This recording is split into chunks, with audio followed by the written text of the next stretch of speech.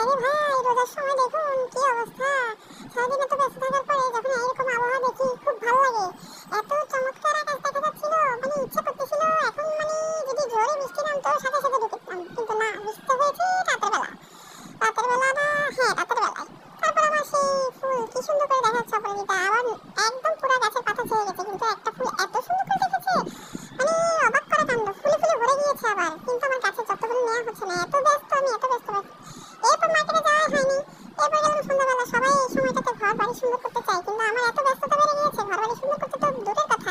তো আজকে আপনাদের একটা নতুন জিনিস দেখাই, চলে গিয়েছিলাম সেন্ট্রাল প্লাজার উপরে। এই কভারগুলো এখন সবাই মোটামুটি ব্যবহার করতেছে, মানে ভালোই মোটামুটি আমি দেখলাম। তো সবসময় দেখলাম অনলাইনের মধ্যে যোগাযোগ করে দেখতেছিলাম ওদের। পরে দেখলাম কি এই একটা জিনিস, মানে এই একটা শপ মানে চিটাগাংয়ের ভিতরেই আছে। তো আরও আছে হয়তো, কিন্তু আমি খোঁজ নিতে নিতে এটার পরিচয়টা পেলাম। তো দেখলাম যে অনেক রকম কালেকশন ওদের খুব ভালো আছে। যেগুলি স্টিচ কাভার, উপরে কাভার, যে কোনো কাভারের উপরে দিলেই মানে মোটামুটি সুন্দর বসে যাবে। আপনার পুরোনো ধুলাবালির জন্য তো আসলে সোফা ঠিক রাখা যায় না, নতুন সোফা থাকে না।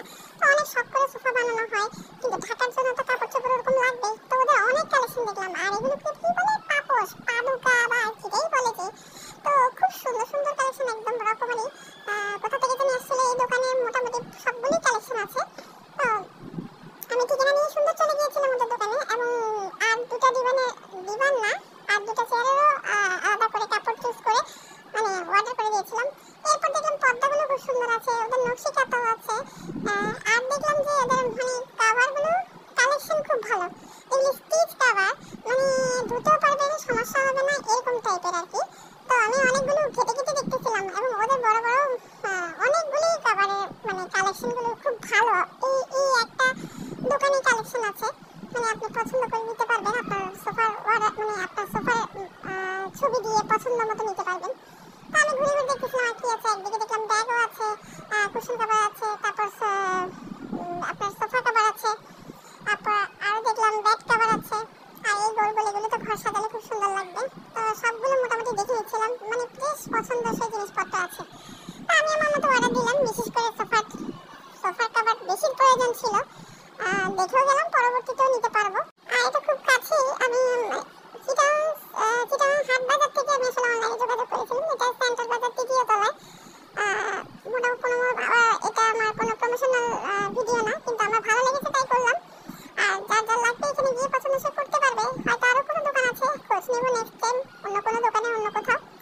এরপর বের হয়ে গেলাম। এই যে ব্যাগের কাপড়গুলো আপনাদেরকে দেখাচ্ছি, বেশ ভালোই আছে, মানে এক জায়গা থেকে সবকিছুই খুঁজে নেওয়া যাবে, এরকম একটা ব্যাপার আর কি। বিশেষ করে আমার যেটা পছন্দসই জিনিস লেগেছে, মানে কুশন কাভার আর পাপোশ, আর দেখলাম মেইন হচ্ছে যে সোফার কাভারগুলো। সোফার কাভার এখন অ্যাভেলেবেল নেওয়া যাবে। আর দ্বিতীয় কথা হচ্ছে, এরপর বের হয়ে গেলাম আম্মা সহ। এই রাতে রোজার ঈদে একদম বের হওয়ার আমার সুযোগ হয়নি।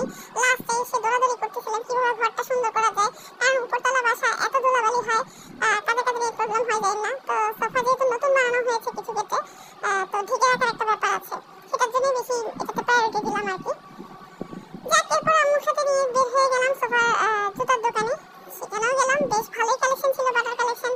সেখান থেকেও কিছু কিছু বাচ্চাদের কালেকশন দেখলাম। এই যে আবার গিয়ে দেখলাম মানে ওদের আর কিরকম কিরকম আছে, দেখুন ব্যাগে ব্যাগে ভর্তি, কতগুলো একদম রেডিমেড পিস আছে।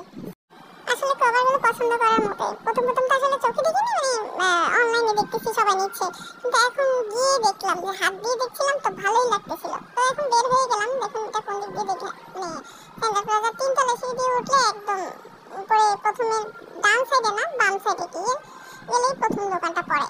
তো বাইরে দেখুন ওদের অনেক কিছু, মানে একদম হোম ডেকোরের যত কিছু আছে সবকিছু ওদের মানে মোটামুটি কালেকশনে রাখলাম। আর এদিক দিয়ে বের হয়ে গেলে নিচের দিকে নামলেই হলো। তো আমরা নিচের দিকে নামিনি, তো আম্মু আর আমি মিলে হঠাৎ চোখে বললো